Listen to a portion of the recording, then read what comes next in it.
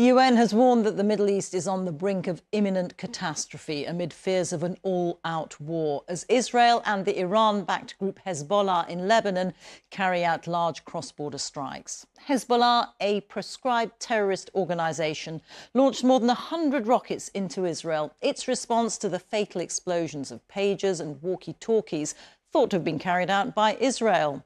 Schools have closed and gatherings restricted in the city of Haifa and other northern areas near the Lebanese border.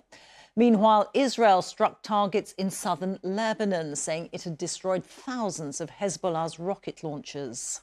In the last few days, we inflicted on Hezbollah a sequence of blows that it did not imagine. If Hezbollah has not understood the message, I promise you it will understand the message. Today, thousands attended the funeral of Ibrahim Akil, a high-ranking Hezbollah commander killed in an Israeli strike on Friday. In a moment, we'll hear from our international editor, Jeremy Bowen, who's in Jerusalem. But first to our senior international correspondent, Orla Guerin, in Beirut.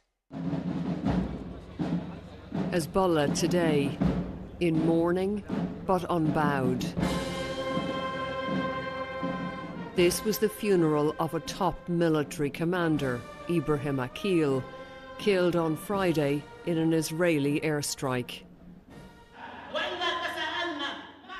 The armed group's deputy leader said it was entering a new phase of open-ended battle against Israel.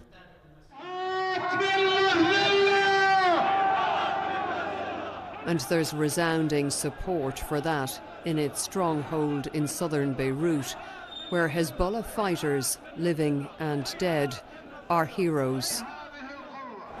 Many have lined the streets here to say goodbye to Ibrahim Akil. His killing is a major loss for Hezbollah at a time when the organisation is suffering blow after blow. There is anger here and grief, but there is also defiance. The message is Hezbollah is not broken and will fight on. And it's been doing that today, firing missiles deeper into Israel. Hezbollah says its targets are military, but this residential area in northern Israel was hit. This too was a residential area in Beirut until Friday's Israeli strike, which killed the Hezbollah commander and 15 of his men as they met below ground.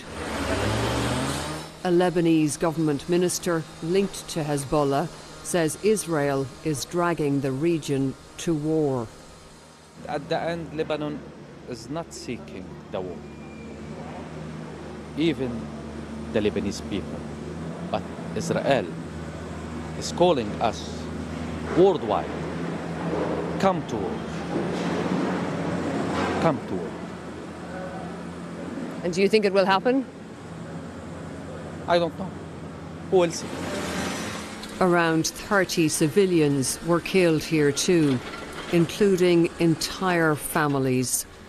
Some of their relatives still waiting at the scene today, hoping for remains to be found.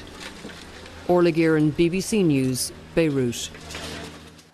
Well, we can go to Jeremy Bowen now, who's in Jerusalem for us. And Jeremy, we've heard bleak warnings from the international community. How do you assess things tonight? Well, I think they're right to be worried. I think that both sides have in the past pulled back from the brink, and there's nothing to say that that won't happen again. But that, I'm afraid to say, is not how it looks tonight. The progress is in one direction towards that bigger war. The damage done to Hezbollah means I think they would struggle to take any effective offensive action.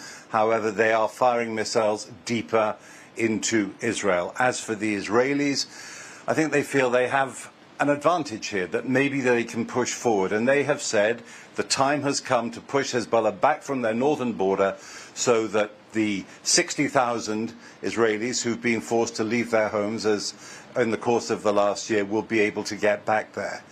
Now, if Hezbollah doesn't buckle, and I don't expect them to because fighting Israel is deep in their DNA, then Israel says it will do more.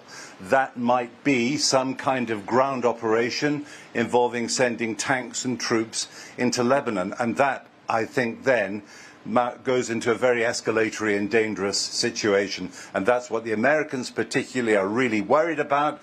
They're still saying there should be some kind of a diplomatic solution, but quite frankly, at the moment, I don't think anyone's listening.